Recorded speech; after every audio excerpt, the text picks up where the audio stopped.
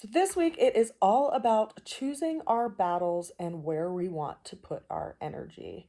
I found myself yesterday in a conversation with my friend where we were discussing how much winter sports, or really any sport, is similar to life, in that where you put your attention, that is the direction you will ultimately go in.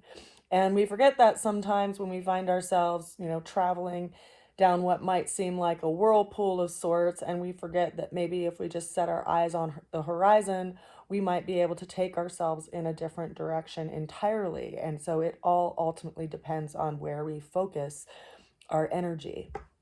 So I'm Katie Cat. This is our weekly Astro Tarot, where I pull tarot cards and let them tell me which astrological transits I should be highlighting for this week. It is December 8th, and we're going to go ahead and say that this reading is going to be for this week, and what is going to be highlighting as far as the energetics this week. The key player, as far as the planetary movements go, is going to be Mercury. But let's go ahead and walk through where the planets are placed so we can have a better understanding of how that's influencing our charts if you like to study your chart. So we have over here in the sign of Sagittarius, the sun over here with the yellow pin. The sun is currently at 16 degrees of Sagittarius. Then we have Mercury right next to it. Mercury is at 11 degrees of Sagittarius. It is retrograde.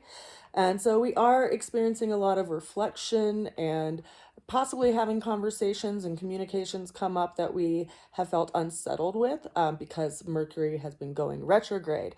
Now, consider that the context of the conversations that are coming up, or the area that you might be in review, is largely dependent on which house of this 12-house system your Sagittarius sits in. Now, considering that these two planets are really close into proximity, the Mercury is at 11 degrees, the sun is at 16 degrees. They're only 5 degrees apart, so they could be considered to be in a, far conjunction, because usually the orbs for conjunction could be up to 8 degrees. Now, if we look at the opposite side of this diagram, we're going to see that Jupiter is at 16 degrees of Gemini, and that is in opposition, direct opposition to the sun. So we might be feeling a little challenges in regard to where we feel like we need to put our energy and where we feel called out in the world. What's so interesting about this particular opposition is that Mercury governs the sign of Gemini and Jupiter governs the sign of Sagittarius. So it's like, two people switching houses or sharing houses. So Mercury is kind of doing the work that Gemini needs done in the house, and is doing the work that Jupiter needs done in its house, and Jupiter is doing work in light of what Mercury needs done in Jupiter's house. So there's an interesting energetic going on there. And then if you look as a T-square directly down towards the bottom of the chart, we have Saturn over here. Now, Saturn particularly is at 13 degrees of Pisces. So it's in a, kind of a wide T-square. And so that is like having, some supportive challenges. There's a couple things happening. Saturn is the planet of limitation and responsibility. So we can feel challenged in where we feel a sense to need to be responsible in the world, or in this area of your life, wherever it is that you have Pisces in your chart, particularly if you have any Pisces placements in your chart, it could be even more powerful. Or if you have placements around these degrees in Sagittarius, or any placements in these degrees of Gemini, because they are going to be pinged, so to speak, by this transit of these planets in these degrees, bringing these energies up. So we have that kind of as a strong energetic for this week. We also have something interesting going on over here at the beginning degrees of Aquarius. We have Venus and Pluto in conjunction. Venus is the planet that governs our relationships, what we tend to in our life, what we want to grow in our life. It also governs our resources. And we have it in direct conjunction with Pluto, which is all about big transformation. So that's an interesting transit that we are experiencing pretty much for the most of this week. So we have a lot of contemplation going on in those areas where we feel called to change in our lives, particularly maybe to show up in relationship and how we want to show up in relationship. And consider that this is an interesting energetic for them to be in, because Aquarius is the sign that governs our long-range hopes and dreams. And so we could be really doing some serious work to get in alignment with where we want to go in life. I already kind of highlighted the Moon and Saturn positioning over here in Pisces. We also have Neptune over here, which has been retrograde for a number of months. It just went direct yesterday. So we may have been having some clarity around some illusions of some aspect in our lives that we've been experiencing. And now Neptune is going direct. We should have a better idea of where we want to move forward with all of that information in mind. We still have Chiron, up here in Aries. Chiron is actually in a trine relationship with the sun. So some of the work that we are doing is healing some kind of old wound, which is kind of an interesting aspect to consider, that there's these frictions and challenges in our lives that are actually showing up for us to not only, heal places, but really to get in better alignment with our path through that healing, because sometimes it's where we feel the most hung up, right? That drags our energy and attention down back to where, I began this reading around where our attention goes, our energy follows. We also still have Uranus up here at 24 degrees of Taurus. Uranus is currently retrograde and will be going direct on the 31st of January. And we already talked a little bit about Jupiter. Then, of course, we also have Mars over here in Leo. It is currently at 6 degrees of Leo in retrograde. It will be going retrograde all the way to 17 degrees actually of Cancer. And he will be going retrograde all the way until the 24th of February, and then we'll start going direct again. Now, as far as being able to identify the planets that you see at night in the sky, it helps to consider that this diagram is kind of like looking at the Earth from afar. So this line here would be the horizon. This would be the eastern horizon. It's as if you're facing south towards the sun. And then this would be your west horizon. So we see that the sun rises over here in the east, and this would be noontime. This would be around sunset. Now, right around sunset, you will start to be able to see Venus up in the western horizon. You'll also be able to see the waxing moon up above Venus. So that could be kind of a good map point to see. Wherever you see the moon, Venus is going to be to the right of that if you're facing south. You won't likely be able to see Saturn or Neptune with the naked eye, but you will also, right around maybe 8 o'clock or so, you'll also be able to see Jupiter rising on the eastern horizon, as you can see over here. And then around midnight, Jupiter will be at the zenith position, and you'll also be able to see Mars over here toward the western horizon, which has a kind of a orangish reddish hue to it. So that's how you'll be able to identify where the planets are based on the kind of anchor point of where the sun is at. Now, in the morning, right before sunrise, you'll still be able to see Jupiter over on the western horizon, and you'll still be able to see Mars kind of just beyond the zenith position over more toward the western horizon as well. Now, with all of that in mind, let's go ahead and jump into the tarot. And please, by all means, if you've been watching my videos for a while, if it helps for me to place the planets and to show you that, let me know, because I'll continue to do it. If it is a little cumbersome and frustrating and you'd prefer it to be at the end of my readings, let me know, and I'll switch it up and do the cards first and then go into the planetary placements at the end. I just think it's fun to be able to identify the planets in the sky without using an app. So I like to help people be able to do that, because it helps us be connected with what's going on astrologically. Now, as far as the reading for this week, we have 7 cards. And I say that, I opened up this reading around the whole idea of like where we put our attention is where our energy goes, because our opening energy for this week is the Five of Wands. Now, wands are all about our will, and fives are opportunities for us to choose which path we want to take, kind of like a fork in the road. If you look at this card, there's five people who all have a wand, and it looks like they could either be in a place of combat or they could be in a place of cooperation and training. So we ultimately enter this week with that context in mind of where we want to put our energy and how do we want to engage our will. Do we engage it in a place of combativeness, or do we engage it with a desire for cooperation? We do have a choice after all, and it depends on where we want to put our energy and ultimately what we want to build with our inner fire in our life.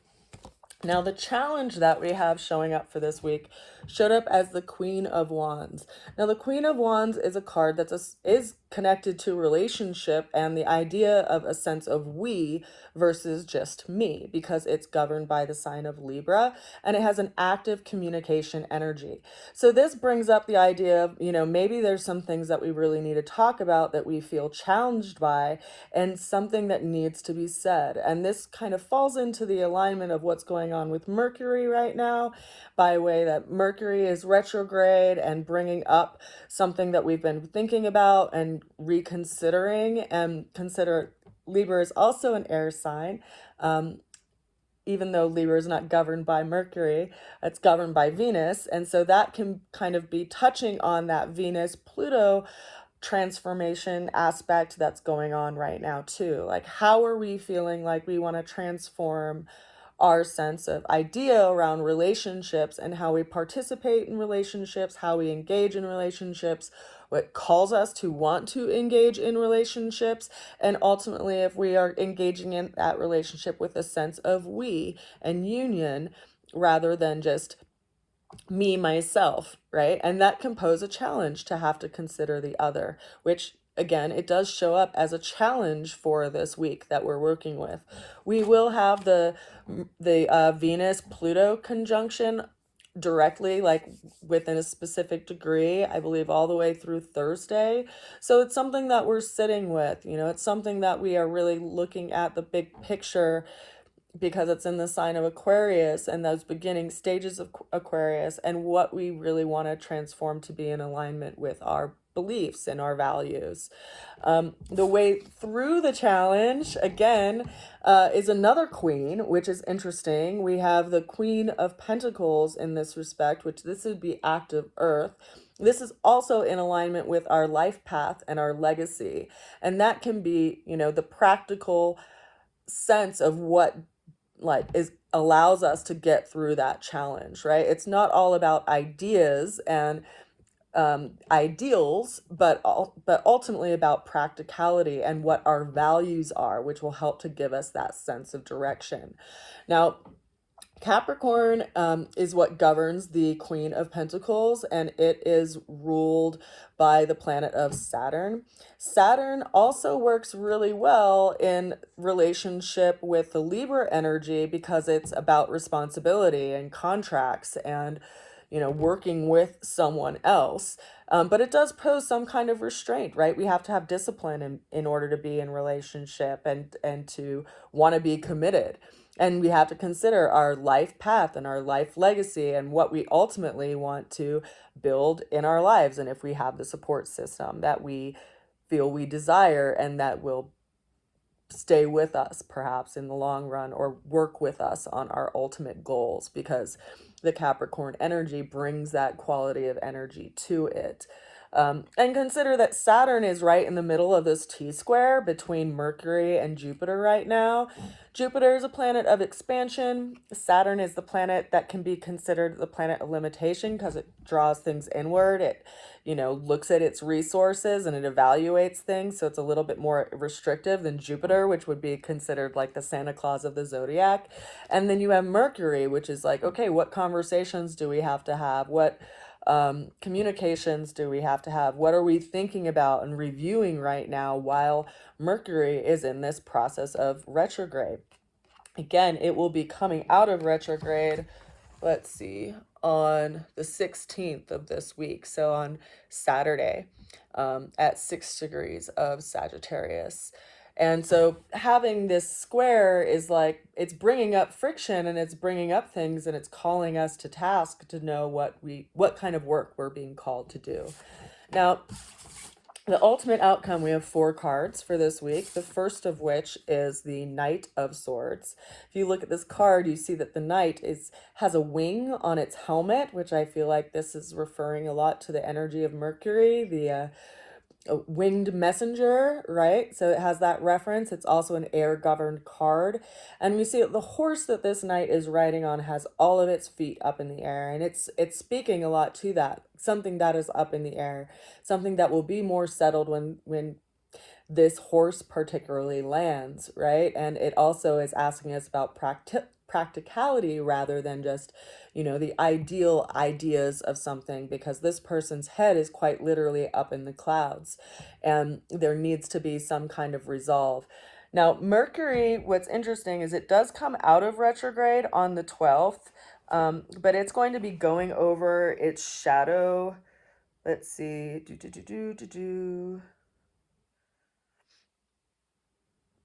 That is the wrong month. I was like, none of those signs make any sense. So it started its retrograde at 15 degrees of Leo, and it will be out of its retrograde shadow on the 25th of this month, which basically is like it's going over all of this space of review and will have some kind of resolution by the 25th of this month. I know for me particularly, just as an example, I have a Virgo rising, which places Mercury in Sagittarius in my 4th house. And I've really been evaluating like where in the big scheme of things, like where I want to live, because my living situation has been so turbulent and stressful over the last 6 months. So that's been a really big work for me, particularly because as a Virgo rising, Mercury governs my entire chart. And so wherever Mercury is going or whatever it is doing, it is really affecting my life greatly. And it's like that as well for people who are Gemini risings, because Mercury also governs Gemini. And so wherever Mercury is going to be very important for Gemini risings as well, because each sign has a planet that governs it. And ultimately, whatever your rising sign is, that's going to be the planet that governs your chart and will be a big directive as far as where your attention is at in your life. Now, when we land from this, wild ride up in the air, the cloud of things that are unknown and the things that aren't quite settled, we'll have a couple of more things that we will have to be working with energetic wise. We'll realize that we will have some kind of balancing act to do in the shifting process of going from where we are currently toward that which we want to build in our lives. And so there will be this balancing that happens, and we have to remember to keep our attention on where we want to go. So in the 2 of Pentacles, we see someone who has a coin in either hand, and there's this ribbon that's wrapped around the 2 coins. They're walking on a tightrope, and behind them there's this swelling body of water that has a couple of ships in it. And the bodies of water in the tarot are always kind of symbolic for the emotions and some kind of emotional situation that is happening. And in this situation, it's something that's happening in the background. And so even though that emotional situation is happening and being worked out, we have to keep our attention on where we're going so that we don't, fall off this tightrope, and let our values help us in balancing that out. But ultimately keep our attention moving forward, because time does continue. That was further clarified by the 9 of Pentacles. So I feel like there is a big project that we are being called to work on and called to complete, because this is a number 9 and it is a pentacle card. So it's some completion of some kind of project, as well as something that we value. We see someone that is inside of a garden. They have a bird on their hand, and so it kind of allows this quality of leisure and also drawing away from the world a little bit.